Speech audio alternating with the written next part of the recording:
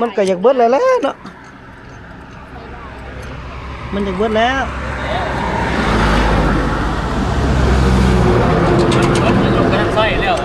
ฮะมันเบิดอายุแล้วมันแสนปลายละ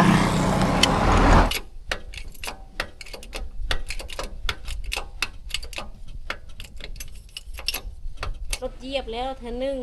เดี๋ยวจะออกทางเนาะมันไปหาหนูไอ้เตียงอันใดคุณครูนั่นมักจะไปไว้แม่มาหั่นน่ะทุกมื้อไอ้โอนเอามานูหั่นน่ะเฮาก็กินน้ำมันหั่นละบ่หนูตรงกลางนะ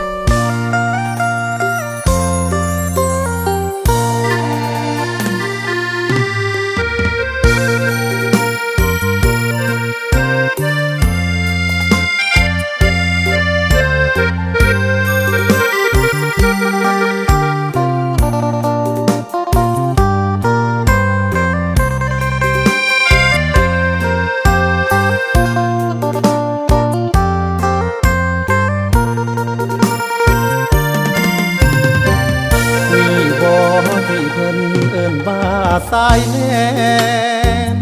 อยู่คนละแดนยังได้มาเป็นแฟนโอ้ยากโอ้ยมาเอาได้ตีนะตีพ่อเนี่ยขอบใจสงสารขึ้นทางปากสันลานีเอี้ยนะก็เอี้ยเอี้ยเอี้ยอะไร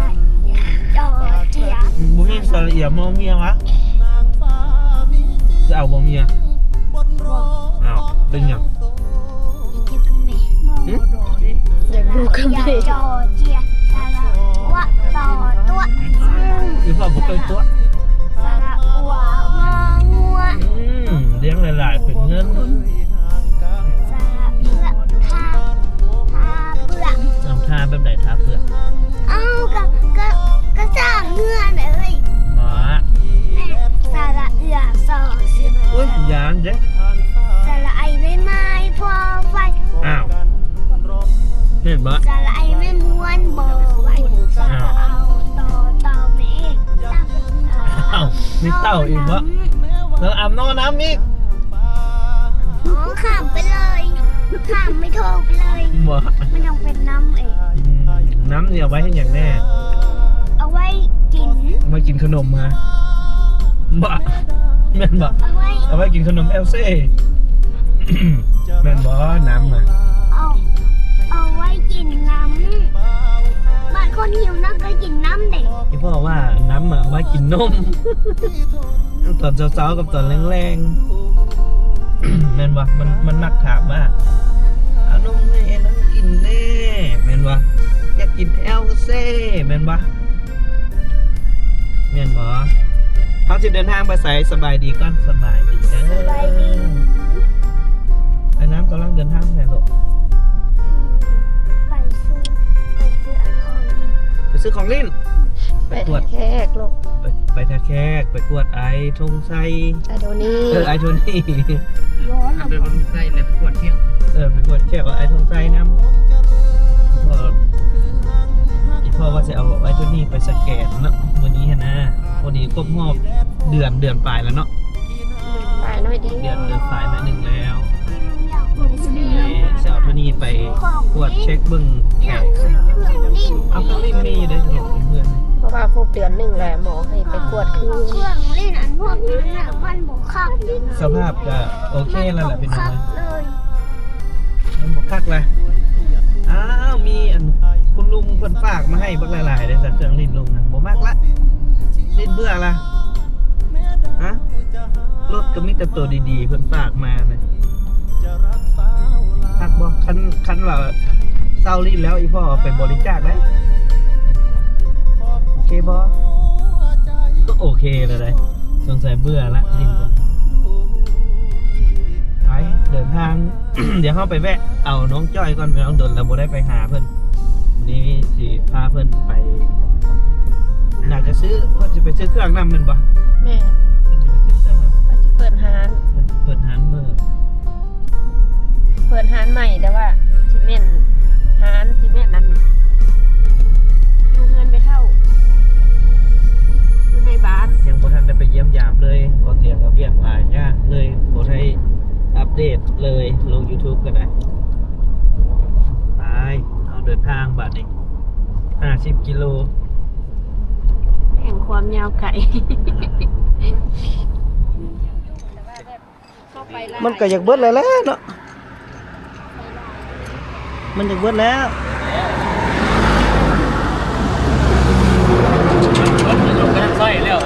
ฮะมันเบิดอายุแล้วมันแสนปลายละเอาเพื่อนว่าอายุการน้ำไซมันได้แสนปลายแล้ว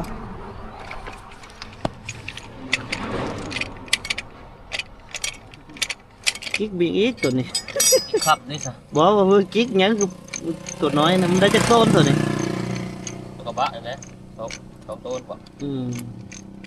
กิ๊กมากรถนี่เลย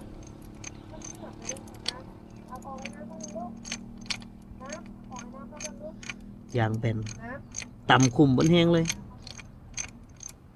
เปลี่ยนเบอร์สองเลยเปลี่ยนเบอร์สองเลยแล้วไอ้จัสกัวตัวนั้นอย่างตัวนั้นเบิ่งละเห็นแล้วบอกอย่างข้างหลังทุกซ้ำเดียวเลยล่ะเดียวหรือเปล่า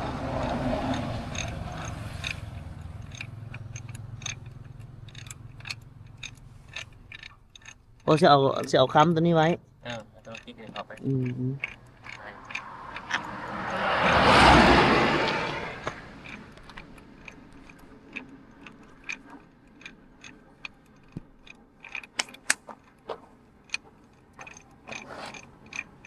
ทำงานแล้วเนาะใส่ชุดด้วยเลยลองเล่นโทรศัพท์อยู่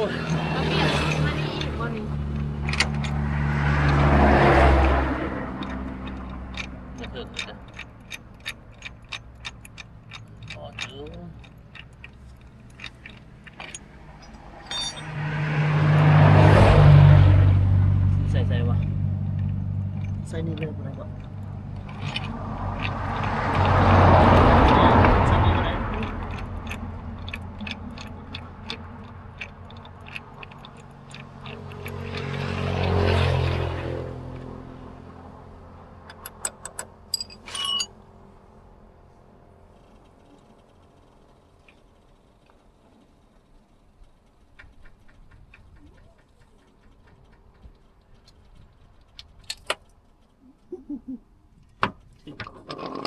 อย่างนั้นสุด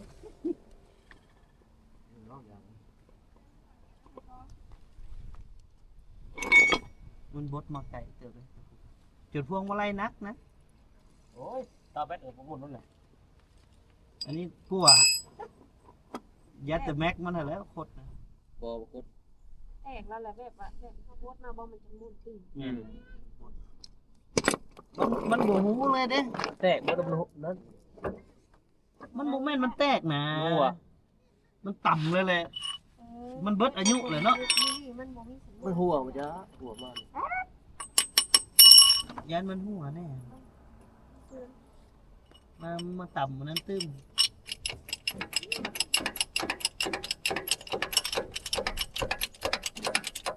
แนวอย่างมันเบิดอายุเลย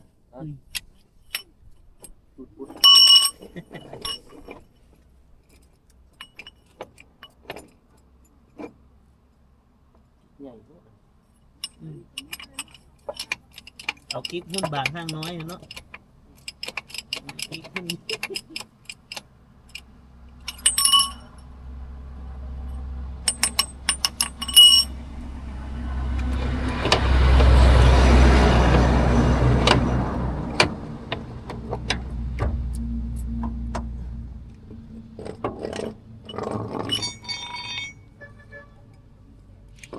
ิ๊กรถ10 ล้อที่นี่ดับเลยดับได้เลย10 ต้น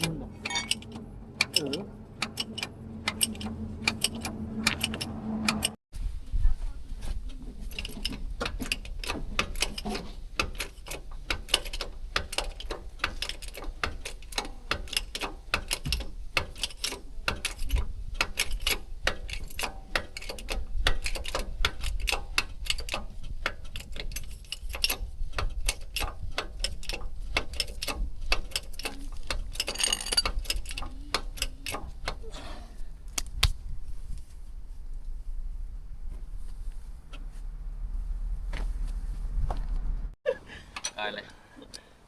จุดมันสุดเลยปากพนังอ่ะรถดิน จะปีน โง่เลย มันหนีวะ รถติดแนว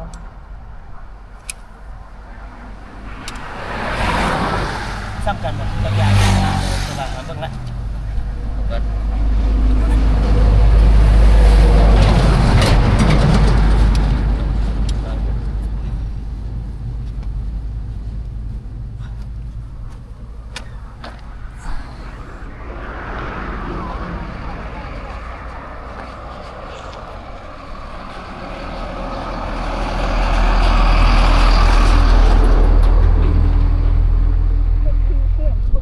ว้ายครบได้เป็นทั้งหัวหน้าวงดนตรีสารพัดช่างนะนี่ก็ได้ผู้ใดต้องการซื้อรถขายรถมือสองก็ติดต่อเพิ่นได้เลยนี่ทานพรไซ เอาสปอร์ตห่างเนาะ เอาเฉพาะรถหางรถที่งามเพิ่นบ่เอา ไก่สำเร็จก็ไปเอาถ้าว่าเป็นรถหางจักหางบ่หางพี่น้องก็จนได้มาแปลงมาซ่อมบ่จักเท่าใด ซื้อตั้งแต่รถไถแมันบ่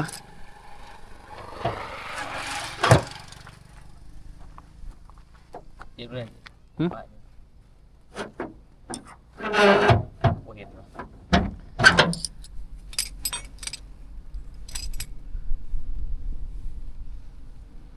เอาสาวเรียกดู ไปโอ้ยดีแต่ได้มีผักมีพวกหลายเบิ่งหืม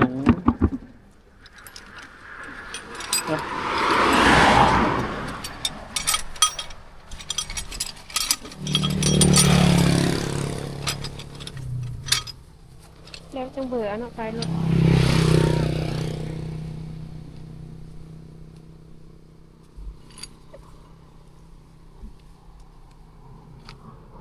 จะมีบอกจะมีวะ บ่ฮู้หยังเลย ลายเส้นซ้ำกัน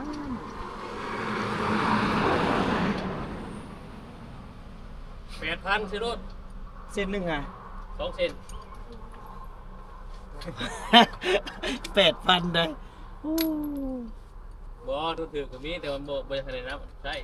แม่นนะมันไซส์มันก็ต้องได้ไซส์ตัวอันนั้น ถ้าพูดเกียร์มิชลินก็ได้ถ้ามันป้ายนะถ้ามัน8ถ้ามัน9นี่เส้นนึง อย่างน้ำเทินนะเขาละมีสมองแล้วเขาเปลี่ยนเลิศเนาะโตแล้วเอาจุดมุ่น เอาจุดมุ่นนี่ดีนะพี่น้อง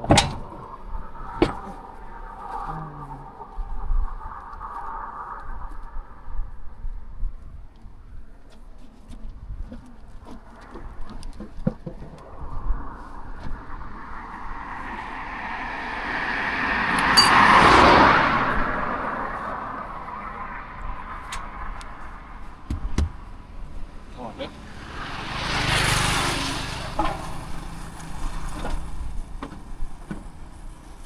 เด้อ่านยากใกล้ หึ อ่านตัวยากใกล้ๆเลย บอก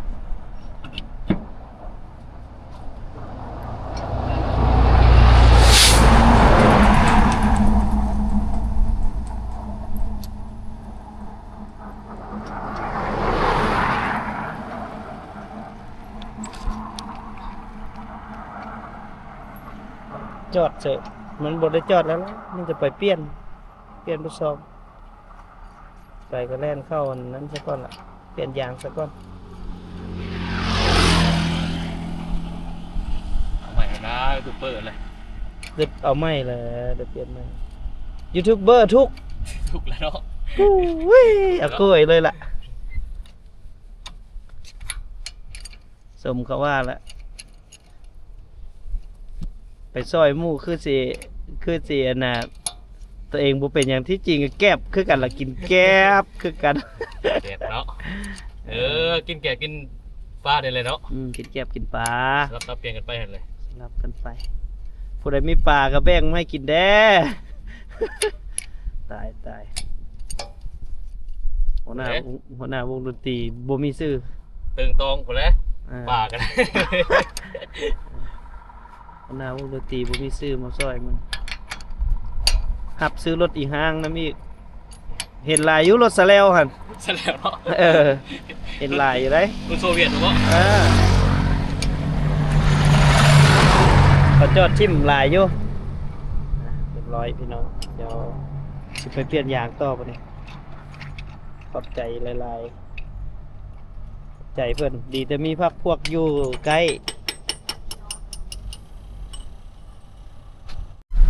แม่มึงให้พี่น้ำลายย้อยชื่อหัวลูกแม่ ได้ไปต่อละดีแต่มีหมู่คู่พี่น้องเอ้ยอุ่นอุ้ยปุ้ยได้เปลี่ยนยางหมดนี่เส้นหนึ่ง4,000 บาทได้เปลี่ยน2 เส้นเลย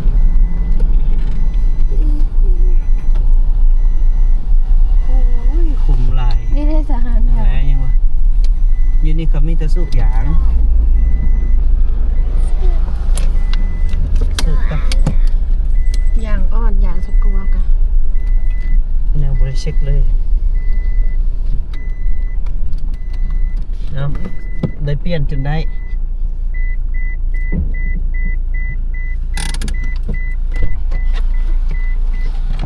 สูบยางต้องพี่น้อง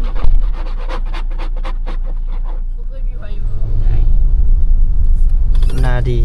ได้หมกขาว อยากได้เลยเขาขายหน่วยเท่าไหร่เนาะ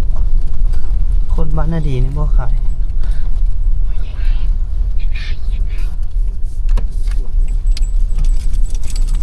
ในรอบจักตัวใดเดือน ที่บ่ได้มาบ้านนี้โดนเติบแล้วพี่น้องบ่ได้ไปมาหาสู่กันเลย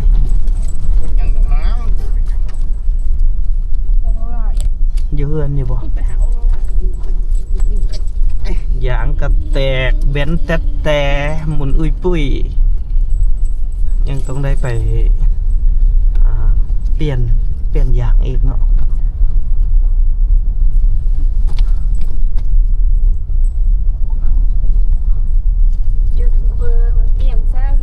ยูทูบเบอร์เนาะยูทูบเบอร์ก็ทุกข์แล้วตอนนี้หาเบิดเดือนก็ยังบ่พอค่าเปลี่ยนยาง2 ล้อซ้ำเมื่อยกับตัวเองแล้วเหนื่อยกับชีวิต มากินข้าวโอ้กระเทยหรือจักสิถือไว้เฮ็ดอันเนาะอันนี้เนาะมันขาย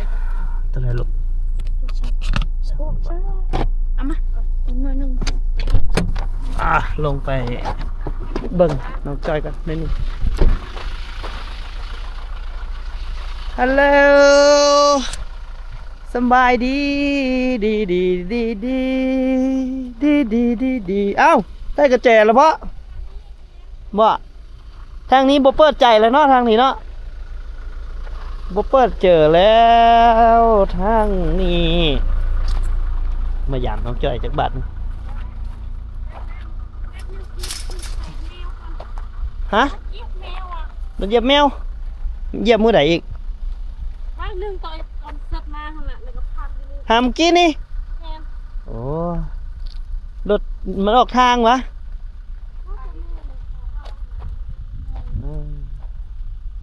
แมวน้อยเห็นบ่โอ้ แม่มันตายก่อนหน้านั้นเลย เอ้ามาอยู่โฮมเดี๋ยวอยู่บ่อนนั่นมาโฮมเดี๋ยวอยู่กองกันกกอีหยังกก ทุเรียนก็ ทุเรียนก็ตายอีกแล้วยางระเบิดฮะยางรถระเบิดนะตอนนี้ก็เตรียมมารับน้องจ้อยไปซื้อเครื่องเพื่อนสิไปซื้อเครื่องอยู่ท่าแค่ตัวหมากับตัวแมวเพื่อนก็ได้โอ้เรือตัวเดียวบัดนี้เนาะเอาเลียคักขนาดเอามาญาติเดี๋ยวกินบ่นี่ญาติเดี๋ยวกินเอายังตัวเดียวบัดนี่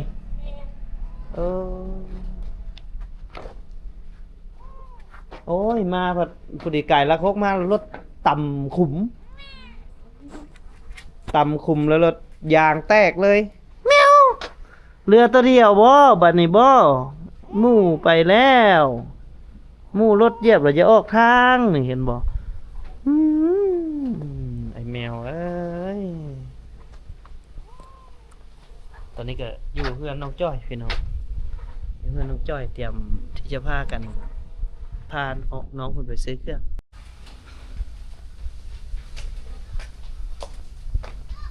กระตาดนี่เพิ่นสารให้ยังเตรียมสารให้ยังอันนี้ เพราะว่าสิปลูกคักแต่ก็บ่ได้ปลูกเทื่อดอก เสียดอยู่บ้างได ตอนนั้นว่าสิเฮ็ดอยู่นี่ เออ แล้วมันยากอ่ะเอาหลานเนี่ยอีหยังเนี่ยแหละสร้าง หลายเวียก สร้าง คนเนาะ ไว้ อืมแล้วเป็นอะไรน้องทราย ยังบ่ฮู้เรื่องราว ยังบ่ฮู้เรื่องราวเลย โดย คือน้องเว้าคร่าวๆก่อนพี่น้องแล้วเดี๋ยวบ่เตียงสิมานำเสนอแบบตั้งหากก็คือน้องเพิ่นน่ะติดคุก สาเหตุก็ย้อนถึกข้อหาตัวยั่วหลอกลวง โดย แต่เรื่องราวหั่นเดี๋ยวมีเวลาเดี๋ยวจังสิมาเล่ากับน้องจ้อยให้พี่น้องได้รับรู้เนาะว่ามันเป็นจังใดแน่หันนะตั้งแต่บ่ต้อมไปนี่ก็ฮู้ว่ามีอีหยังต่ออีหยังเนาะสะสมมาหลายอย่างบัดนี้อ้ายก็บ่ค่อยได้มีเวลามาก็หลายเวียกหลายงานเด้อนี่ก็มารับน้องเพิ่นไปซื้อเครื่องล่ะก็บ่เตียงนะ สบายดีก่อน สบายดีก่อน ส นะ บายดี คือบ่เตียงเดินทางมาแล้วก็รถก็ตกคุ้ม โอ้ยว่าจังแม่น แนวเสียเงินเนาะ เอาอย่างเส้นหนึง 4,000 เลย ต้องได้เปลี่ยน2เส้นนะเปลี่ยนเส้นเดียวก็บ่ได้อีกโอ้ยมันเบิดกำหนดเลยไปหลายมันก็สมควรเปลี่ยนหลายๆก็บ่ได้ติดอกว่ามันแตกย้อนขุมมันก็อย่างเฮาก็หมดอายุแน่ละแล่นมาแสนกว่ากิโลเลยเด้แสนกว่ากิโลแล้วบัดนี้เพิ่นไปอยู่บ่หยุด คิดว่าน้ำมันเครื่องนี่เดือนละเทื่อนะได้เปลี่ยนนะเทื่อละเดือนละล้านนะเดือนหนึ่งล้านเอสก็ตกอยู่ประมาณ1,500-1,600นี่แหละประมาณนี้แหละ คันมีรถใหญ่เนี่ยต้องได้มีเงินสกัวอยู่เฮือนเนาะ บ่มีก็ได้เคาะแล้ว เพราะว่าอย่างบางเทื่อผัดคันบ่มีไว้มันก็ยากอยู่ได้ยากหลายอย่างเลยเฮาพอลูกน้อยแน่ที่จริงรถน่ะก็ดาวยังอีก3 ปี ต้องได้หาเงิน เดือนละ12,000มางวดนี้นี่ยังอุกอยู่ในอย่างอีก8,000คันเปลี่ยนอย่างเดียวก็บ่ได้น้องเพราะมันต้องได้เปลี่ยนเบิด2นี่อย่างหน้ามันอันตรายเด้ อันนี้ก็ดีแต่ถึกตอนเฮาเล่นค่อยถ้าถึกตอนเฮาเล่นไวๆอย่างดีๆเดินทางดีๆนะนี่แหละเส้นทางมันยากก็มีจุดดีอยู่คือเฮาจะบ่ได้ไปไวเนาะนี่ป้าเบิ่งไทยน่ะดี เขาสิตื่นแล้วเขาสิตกใจแล้วเนาะ โดนเลยบ่ได้มาแม่นบ่ แม่น โดนบ่ได้มา FC ก็จน FC น่ะดีก็จนมายามน่ะดีเด้พุ่นแหละ ก็คิดฮอดอยู่คิดฮอดอันเด็กน้อยคิดฮอดหยังอยู่เขาคือสิใหญ่หลายคนเลยล่ะ แม่นบางคนก็ย้ายไปเฮียนอยู่บ้านคนควายแล้วก็อันนี้ก็เฉพาะเด็กน้อยที่แบบรุ่นอันนั้นรุ่นใหม่ ยังแต่รุ่นประถมเนาะ แม่น ประมาณนั้นนึงได้ข่าวว่าน้องใจก็ไปเฮ็ดเวียกอยู่ไทยเรียบร้อย โดย ปะผัวเรียบร้อย เรียบร้อย เป็นสาวแม่ห้างน้อยอืม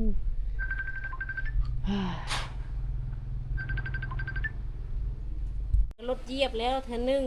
ให้เดี๋ยวจะออกทางเนาะ มันไปหาหนูไอ้เตียง อันใด โอ้ คุณครูนั่นมักจะไปไว้ แม่มาหั่นน่ะ ทุกมื้อไอ้โอนเอามานูหั่นน่ะเฮาก็กินน้ำมันฮัลละเบอร์หนูตรงขาวนะ หนู แล้วว่า อยู่ แม่ ตรง หลัง น้ จากแม่ตายมื้อนั้นก็เอาหนูมาก้อนได้ เออ เอาหนูมาส่งแหละมันตัวน้อยเนาะน้องแล้วว่า กินไม่อีก มันแล้วว่า มันฮู้ความแบบคล้ายๆแบบ มันไปหาของกินมาให้ แม่นเขาจะมาไขประตูนั้นเนาะประตูห้องนะประตูเอี้ยมนะ อืม มันก็โดดมาแล้วมันก็คาบมาแล้วมันก็มาปุ๊กแง้วแง้วเฮาบ่ฮู้เมื่อมันก็ไปควัดตีนใช่ไหม ควัด เอ แล้วก็ อ แล้วมาตอนประมาณ2 โมงนี่แหละ แล้วก็เลยบอกว่ามันน้อยโพดให้โตกินซ่านะ ให้ลูกกินซ่าเอาตัวใหญ่มาให้แม่เด้อนะมื้อนั้นน่ะมื้อสิตายเนาะแล้วมันก็กินตัวน้อยหั่นน่ะกินเลยว่ามันก็ไป2-3 โมงหา4 โมงมัน แล้วตอนเช้าเนาะ5 โมงน้องเลยตื่นแล้วเห็นเป็ดตายนะแล้วก็บ่ฮู้ได้สิเว้าเลย ทุกมื้อดอกมันเอามาแต่แม่นมีแต่ตัวน้อยตัวใหญ่อะตัวใหญ่เฮา แล้ว ก็กิน แต่มันหาได้เนาะ แม่นตัวน้อยแล้วมันก็กินแต่ หูมัน ลูกมัน หา คู่ตัวนี้กะอีทุงทองฮะกะอันนั้นเอามาได้2 โตวแล้วที่หลังจากแม่มันตายนะมันก็เอามา แล้ววันนี้เขาทำนี่เนาะมันก็ให้กินแล้ววันนี้แหละมันก็น่าจะคามไปหากินทักพุ่นแหละ อืม แล้วก็จนกระตาย อืม นาหารนานั่นเลย แบบว่าถ้าพูดมันสิหนูหลายกว่า แม เนาะ นมันคามไปตามมันมีโพนลายเด้เป็นโพนเป็นโนนเป็นน้อยๆ มีฮอดไปหาหนูมาให้แมวกะ อืมนี่แหละ อืมโตที่ว่ามันหูความมันอยู่บ่ได้ถึงคันคิดแนวหนึงน่ะน้องจ้อยคันคิดแนวหนึงฮะคือชีวิตเขาเป็นสัตว์เนาะที่เขาเสียไปก็เพื่อว่าเขาจะได้ไปเกิดเป็นสิ่งใหม่เพื่อให้อันเขาเอิ้นว่าหยังก็ลบชีวิตที่เขาใช้กรรมมานะถ้าเขามีบุญหลายเขาก็อาจจะเสียไว้ตามเฮามองโลกในแง่ดีหั้นนะ เพราะว่าเพิ่นว่าอาจจะตายเป็นอันนั้นเป็นอันนี้เป็นนั้นแหละแล้วจะเกิดเป็นมนุษย์แบบนี้นะเป็นมนุษย์สัตว์ที่ประเสริฐ เลย แต่กับผู้ที่เกิดมาแล้วบ่ประเสริฐก็หลายก็แล้วแต่ดอกเนาะเลือกเอากรรมไผกรรมมันตอนนี้ก็บ่ว่ากันไปเดี๋ยวทางเฮาออกเดินทางต่อทางเฮาจังหน่อยสิบ่ทันซื้ออันเครื่องเฮ็ดหารอยู่ไสเปิ้นหารอยู่ไส โอ้สิได้อยู่ในยายไปในแล้ว มาไกลชุมชนแน่เนาะ เลยอยู่นี่หันมันบ่ค่อยได้มีแล้วเพราะว่าเขาก็คือคานยาง โอเค ส่ โอง เค รถกับแบบเขาก็บ่อยากให้ลูกเขามาเนาะ